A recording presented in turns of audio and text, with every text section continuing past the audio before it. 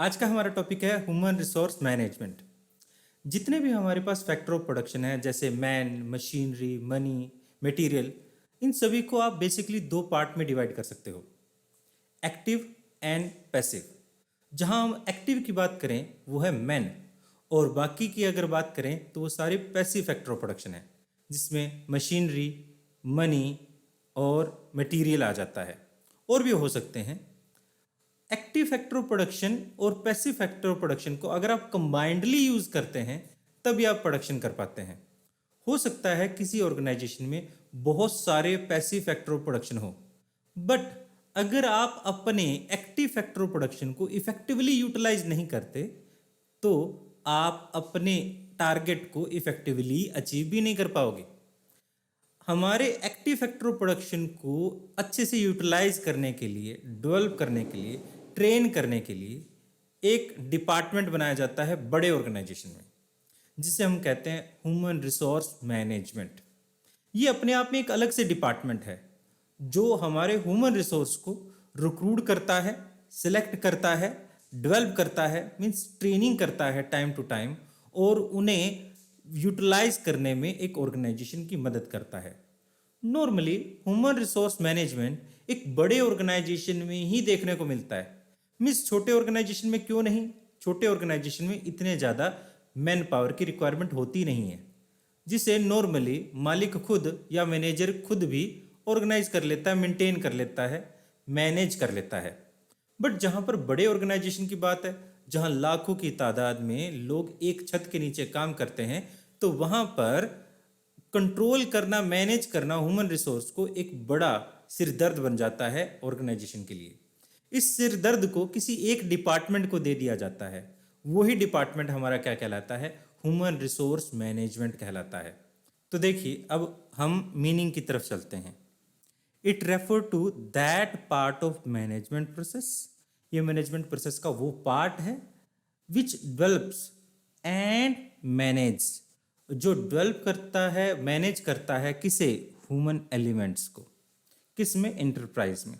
यहाँ डेवलप का करने का मतलब है टाइम टू टाइम उसे ट्रेनिंग देना, और मैनेज करने का मतलब है उसे उस जगह पर पहुंचाना, उस प्लेस पर पहुंचाना जहां पर उसकी ज़्यादा ज़रूरत है। इस तरह से एक ह्यूमन रिसोर्स मैनेजमेंट का एक सिस्टम कह सकते हैं जहां पर ह्यूमन एलिमेंट को डेवलप किया जाता है एंड मैनेज किया जाता है। Human resource management is that branch of the management which is concerned with the recruitment, selection, development, and the optimum use of the employees. ये ह्यूमन रिसोर्स मैनेजमेंट की ही एक ऐसी ब्रांच है जो रिक्रूटमेंट करती है। रिक्रूटमेंट का मतलब यहाँ पर है लोगों को अप्लाई करने के लिए, जॉब अप्लाई करने के लिए इनवाइट करना, जिससे ज़्यादा से ज़्यादा लोग अप्लाई करें और हमारे पास ज़्यादा से ज़्यादा लोग आएँ। इससे क्या होगा? हमारे पास जितने ज़्यादा लोग होंगे उतना ही ज़्यादा अच्छा एम्प्लॉय मिलने के चांसेस बढ़ जाते हैं। उसके बाद सिलेक्शन, जो हमारे रिक्रूटमेंट आया है, जितनी एप्लीकेशन आई है उनमें से हम कुछ लोग सिलेक्ट करते हैं जो हमारे स्टैंडर्ड के अकॉर्डिंग खरे उतरते हैं।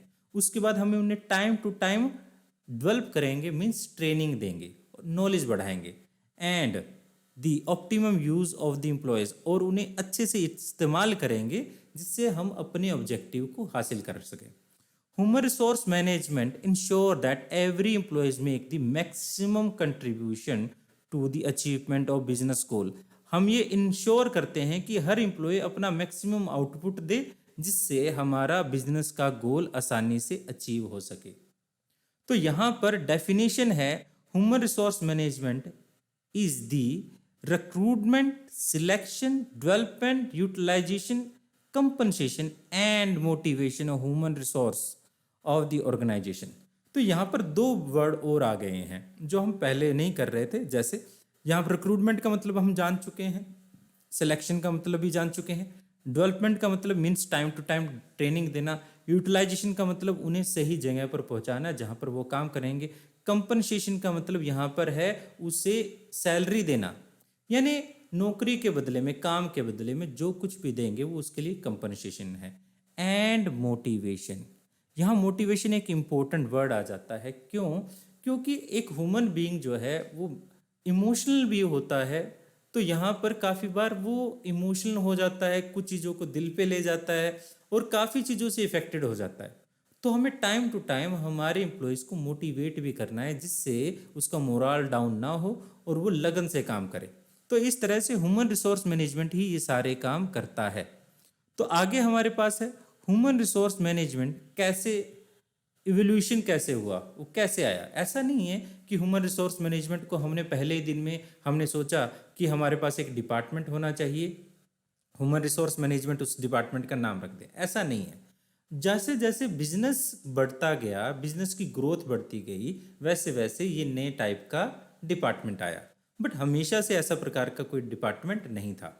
समझिए, इस बात को समझते हैं। मान लीजिए बिजनेस जो था पहले, बहुत पहले ज़माने की हम बात कर रहे हैं, इतिहास की बात कर रहे हैं। जब पहले की बात करें तो हमारे पास बिजनेस ज़्यादा बड़े नहीं होते थे। जैसे जैसे बिजनेस का साइज बढ़ा, एम्प्लॉयज़ की ग्रोथ, डेवलपमेंट और उसे मैनेज करना मुश्किल होता गया।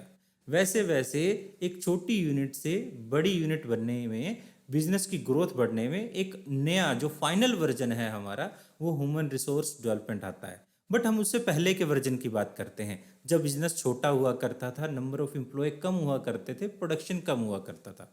ऐसे में हमारे पास यहाँ सबसे पहले थी labour welfare stage. Labour welfare stage में क्या होता था? लेबर वेलफेयर स्टेज वो स्टेज थी जहाँ पर एक बिजनेस छोटा था, यहाँ पर स्मॉल स्केल पर प्रोडक्शन किया जाता था, बिजनेस बहुत ही स्मॉल स्केल पर था। ऐसे में यहाँ पर एक that is the era of establishment of trade union. Trade union बनती थी। ट्रेड यूनियन मेरे ख्याल से आप समझते होंगे, अगर नहीं समझते तो थोड़ा समझिए। देखिए, ट्रेड यूनियन में क्या होता था, एक ही छत के नीचे बहुत सारे एम्प्लॉय काम करते हैं, तो यहाँ पर यूनियन बन जाती थी, मीन्स एक व्यापारिक संघ बन जाता था, इकट्ठे हो जाते थे। हम यहाँ पर एम्प्लॉयज़ की बात कर रहे हैं तो एम्प्लॉयज़ के नज़रिए से समझते हैं। एम्प्लॉयज़ अपनी सारी ज़रूरतों को, अपनी प्रॉब्लम्स को शेयर करने के लिए एक हेड बना देते थे, उसे कहते थे यूनियन लीडर। इस तरह से यूनियन लीडर और बिजनेस के ओनर के बीच में अच्छे से बात हो सके, इसके लिए एक पर्सन को अपॉइंट किया जाता था, जो एक तरह से मिडलमैन का काम करता था एम्प्लॉयर और एम्प्लॉय के बीच। लेबर वेलफेयर ऑफिसर, और इस पर्सन को ही हम क्या कहते थे, लेबर वेलफेयर ऑफिसर कहते थे, वाज अपॉइंटेड फॉर दिस। इसे ही हम क्या कह रहे थे, लेबर वेलफेयर ऑफिसर कह रहे थे। हिज रोल, उसका रोल काफ़ी लिमिटेड था। वो प्रोवाइड करता था मिनिमम वेलफेयर फैसिलिटी, यानी कम से कम जो एम्प्लॉय को काम के दौरान कम से कम ज़रूरतें हैं, उन सभी ज़रूरतों को वो पूरा करता था। इस तरह से यहाँ पर जो सबसे फर्स्ट पर्सन है, यानी बेसिक सा पर्सन है, उसे हम कह रहे हैं लेबर वेलफेयर ऑफिसर। वो हमारे लेबर के वेलफेयर का ध्यान रखता था। उसके बाद बिजनेस जो है थोड़े बड़े होने शुरू हुए। बड़े मीन्स कहने का मतलब एक ही छत पर हजारों लोग काम करने लगे। अब मालिक को एक प्रॉब्लम होने लगी, वो टाइम टू टाइम नए एम्प्लॉय को नहीं ला पाता था, सही से रिक्रूट नहीं कर पाता था। इसकी वजह से उन्होंने एक अलग से ही किसी पर्सन को कॉन्ट्रैक्ट दे दिया। ये मान लीजिए, एक बार आप अलग से किसी को कॉन्ट्रैक्ट दे देते हो और ये बोल देते हो जितने भी एम्प्लॉयज़ हमें चाहिए होंगे आप टाइम टू टाइम हमें अवेलेबल करवाते रहना। ऐसे में वो यूनिट क्या करेगी, हमें एम्प्लॉयज़ प्रोवाइड करती रहेगी। एम्प्लॉयज़ प्रोवाइड करने का काम उनका है, क्योंकि मालिक की नौकर के साथ कोई डायरेक्ट डील है ही नहीं, सारा काम वही पर्सन देख रहा है। तो ऐसे में जो हमारे पास पर्सोनल मैनेजमेंट स्टेज आई, यहाँ पर क्या था, with the expansion of business, जहाँ पर बिजनेस बढ़ना शुरू हो गया, factory system come into the existence, factory system आ गया। बहुत सारे हजारों एम्प्लॉय जो है एक छत के नीचे काम कर रहे थे। इस रिजल्ट की वजह से need of person was felt whose job was to make employees available for the company. उसका काम क्या था, मालिक को नौकर प्रोवाइड करना, यानी एम्प्लॉय देना। With this approach earlier personnel officer and later on personnel manager, तो पहले तो उन्हें सिर्फ पर्सोनल ऑफिसर ही कहते थे, बट बाद में उनका ओहदा बढ़ाकर हमने पर्सोनल मैनेजर करना शुरू कर दिया। Their role was limited to recruit, उसका काम पहले से तो बढ़ गया था। अगर लेबर वेलफेयर ऑफिसर की बात करें, उससे तो काम उसका ज़्यादा बड़ा था, but normally human resource department जो है उससे काफ़ी कम। तो हम यहाँ पर वो रिक्रूटमेंट भी वो करता था, सिलेक्शन भी वो करता था, प्लेसमेंट भी वो करता था। इसके बाद का काम सारा मालिक का। तो यहाँ पर अब हमारे पास पर्सोनल मैनेजमेंट स्टेज आई।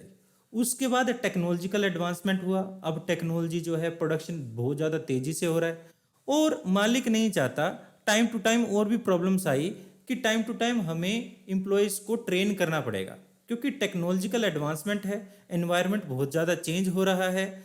टाइम टाइम पर एनवायरनमेंट बहुत ज़्यादा चेंज होने की वजह से, नई नई टेक्नोलॉजी डेवलप होने की वजह से हमें अपने एम्प्लॉयज़ को टाइम टू टाइम ट्रेनिंग देने की भी ज़रूरत है। तो इस सभी चीज़ों के लिए हमने पूरा एक डिपार्टमेंट ही अलग बना दिया जो सिर्फ हमारे ह्यूमन रिसोर्स के लिए है। वो क्या करता है, सारा काम करता है, मीन्स रिक्रूटमेंट भी करता है, सिलेक्शन भी करता है, डेवलपमेंट भी करता है। Development means time to time training देना, उसके करियर का इनरिचमेंट करता है और उसे इफेक्टिवली यूटिलाइज करता है ऑर्गेनाइजेशन के लिए। इस तरह से एक एम्प्लॉय से जुड़े सभी काम, सभी प्रॉब्लम्स जो डिपार्टमेंट देखता है, उसी डिपार्टमेंट को हम क्या कह देते हैं, ह्यूमन रिसोर्स मैनेजमेंट डिपार्टमेंट कह देते हैं। The business further expand and the simultaneously the technology was developed at a fast pace. This situation, the need of the field of training and development. यहीं से हमें ट्रेनिंग और development की जरूरत पड़ी। Human resource was considered to be important part of the organization and it was felt that it could be developed. इसे develop किया जा सकता है with new ideology. Personal management was replaced by the human resource management. इस तरह से जो personnel management था उसको एक न्यू आइडियोलॉजी के अकॉर्डिंग ह्यूमन रिसोर्स मैनेजर्स के रूप में डेवलप कर दिया गया, कन्वर्ट कर दिया गया। उसकी जॉब क्या थी, अब उसकी जॉब जो है थोड़ी बढ़ गई थी। His job to effectively manage the peoples so that they remain a part of organisation for a long time. वो एक ऑर्गेनाइजेशन से लंबे टाइम तक जुड़े रहें, इसलिए उन्हें इफेक्टिवली यूटिलाइज करना था। अब तक हम ह्यूमन रिसोर्स मैनेजमेंट समझ चुके हैं, evolution of human resource management समझ चुके हैं। अब हम करते हैं staffing as a part of human resource management. Human resource management की क्या स्पेशलाइज्ड ड्यूटी है, क्या रिस्पॉन्सिबिलिटीज हैं अपने मालिक के प्रति और नौकर के प्रति, कैसे कैसे वो काम करता है। Human resource management is a wider term as compare to staffing. Staffing के मुकाबले में ह्यूमन रिसोर्स मैनेजमेंट काफी वाइडर टर्म है, क्योंकि ह्यूमन रिसोर्स मैनेजमेंट में स्टाफिंग भी इंक्लूड है, record keeping, personnel policy formulation, conducting personnel research, providing expertise services etcetera. ये सभी चीजें हमारे ह्यूमन रिसोर्स मैनेजमेंट में होती है। तो हम कह सकते हैं स्टाफिंग से काफी वाइडर डायमेंशन रखता है human resource management. Hence staffing is a part of human resource management, not all of it. तो हम कह सकते हैं स्टाफिंग जो है ह्यूमन रिसोर्स मैनेजमेंट का एक पार्ट है। तो यहां पर हमारे पास स्पेशलाइज्ड ड्यूटी एंड एक्टिविटीज बहुत सारी परफॉर्म की जाती हैं, उनमें से कुछ 8 के करीब हम डिवाइड कर सकते हैं। देखिए वो कौन कौन सी हमारे पास ड्यूटीज रिस्पॉन्सिबिलिटीज हैं जो ह्यूमन रिसोर्स मैनेजमेंट डिपार्टमेंट की रहेगी। सबसे पहले रिक्रूटमेंट। रिक्रूटमेंट में हम क्या करते हैं, ज़्यादा से ज़्यादा लोगों को मोटिवेट करते हैं कि वो हमें अप्लाई करें।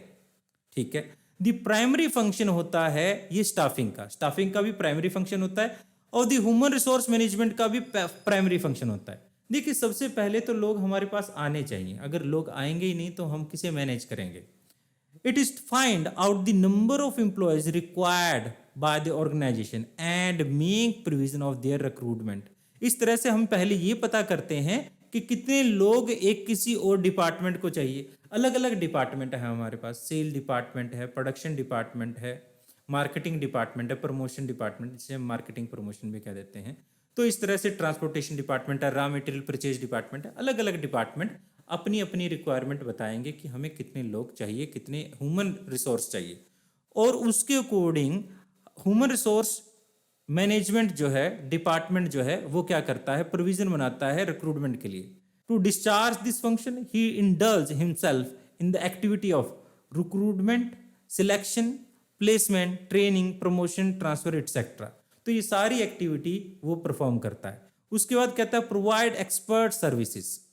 Human resource management render certain services which required special knowledge. Human resource manager ऐसी भी सर्विसेज प्रोवाइड करता है जिससे देने के लिए, रेंडर करने के लिए हमें स्पेशल नॉलेज की जरूरत है, जैसे job evaluation, performance appraisal and negotiation with the trade union. Trade union के साथ टाइम टू टाइम झगड़े हो जाते हैं, उनकी प्रॉब्लम को सोल्व करने के लिए नेगोशिएशन करना, उनसे बातें करना और बातों को सुलझाना। इसके अलावा जॉब इवेल्यूशन करना, जॉब को वैल्यूएट करना, परफॉर्मेंस अप्रेजल करना, यानी एम्प्लॉयज कैसा काम कर रहा है उसके काम को अप्रेज करना और उसे रिवार्ड भी देना। इसके अलावा development compensation and incentive plan. Human resource management conduct करता है टाइम टू टाइम रिसर्च। जो time to time research conduct की जाती है with the aim of improving upon the policy concerning personnels. ऐसी कोई भी पॉलिसी जो एम्प्लॉयज पे लागू होती है उन पॉलिसी में इम्प्रूव करने के लिए उस उनके रिसर्च पे on the basis of his research, उनकी बेस के आधार पर ही ब्रिंग द नोटिस। तो वो टॉप लेवल मैनेजमेंट के नोटिस में लाता है कि क्या कौन कौन सी न्यू टेक्नोलॉजी आ गई हैं और उन टेक्नोलॉजी में काम करने के लिए किस तरह से नए कंपनसेशन, यानी किस तरह से एम्प्लॉयज को सैलरी दी जाएगी, क्या इंसेंटिव प्लान दिए जाने चाहिए। ये सारी चीज़ों के बारे में डिस्कशन टॉप लेवल मैनेजमेंट से भी करता है ह्यूमन रिसोर्स मैनेजर। इस तरह से वो टाइम टू टाइम जो रिसर्च करता है उसके बेस पर पॉलिसीज को भी टाइम टू टाइम चेंज करवाता रहता है जो एम्प्लॉय से कंसर्न है, एम्प्लॉय से जुड़ी हुई है। उसके बाद हमारे पास है हैंडलिंग ग्रीवियंस एंड कंप्लेंट्स। एक ऑर्गेनाइजेशन में जहां पर कुछ लोग काम करेंगे वहां झगड़े होना स्वाभाविक है, झगड़े होते रहते हैं। और एक एम्प्लॉयज और एम्प्लॉयर के बीच में अच्छा रिलेशनशिप इस्टेब्लिश करने के लिए दोनों को एक दूसरे की प्रॉब्लम का भी पता होना चाहिए और टाइम टू टाइम उस प्रॉब्लम को सुनना भी चाहिए। तो ह्यूमन रिसोर्स मैनेजर का इसमें भी बहुत ही एक्टिव पार्टिसिपेशन रहता है। देखिए, it is the responsibility of human resource manager to establish cordial relationship between the employers and the employees. To do, he inform both the parties about their expectation of each other. वो दोनों को एक दूसरे की expectation के लिए time to time बताता रहता है जिससे किसी प्रकार के डिस्प्यूट अराइज ही ना हो। उसके बाद है हमारे पास providing social securities and welfare of the employees, यानी एम्प्लॉयज का अच्छे के लिए काम करना और उसकी सोशल सिक्योरिटी भी बनाना। सोशल सिक्योरिटी का मतलब है रुतबा बनाना, यानी एक एम्प्लॉय की इनरिचमेंट करना time to time. It is the responsibility of human resource management to formulate policy, इस तरह की पॉलिसी बनाए to provide social security and welfare of the employees, कि एम्प्लॉयज की सोशल सिक्योरिटी हो और एम्प्लॉय का अच्छा भी हो।